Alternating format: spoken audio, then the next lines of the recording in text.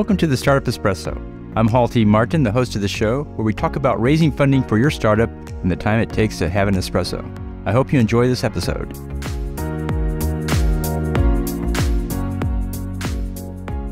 Hello, this is Hall T. Martin with the Startup Funding Espresso, your daily shot of startup funding and investing. SaaS businesses charge a subscription fee for the product on a monthly or annual basis.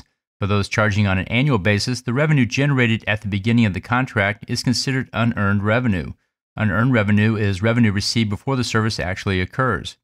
The unearned revenue is not an asset, but rather a liability until it is earned. It must be reported in the balance sheet as a liability. As the revenue is earned, you must move it out of the unearned revenue account credit.